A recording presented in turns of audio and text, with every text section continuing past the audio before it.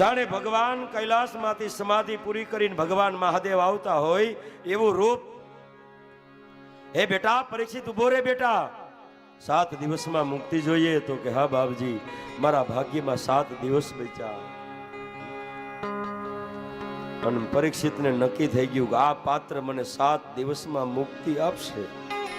તો જો નક્કી થઈ જવું જોઈએ.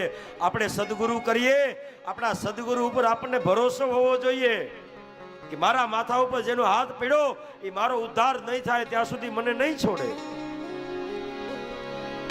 ગુરુ ઉપર ભરોસો હોવો જોઈએ. આ પાત્ર મને મુક્તિ આપશે.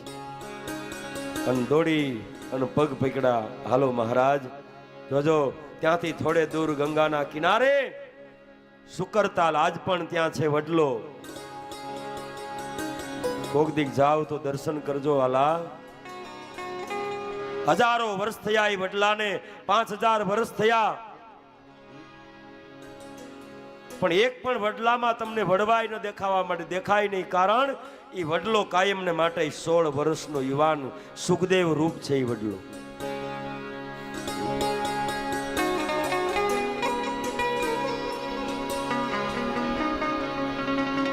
ગંગાના કિનારે આવ્યા. માં ગંગાને નમસ્કાર કર્યા, માં ભાગીરથીને પ્રણામ કર્યા. હે માં, હે ભાગીરથી, નમામિ ગંગે તવ પાદ પંકજમ સુરાસુરેર વંદિત દિવ્ય રૂપમ ભુક્તિમ ચ મુક્તિમ દદાસી નિત્યમ ભાવાનુસારેણ સદા નરાણા.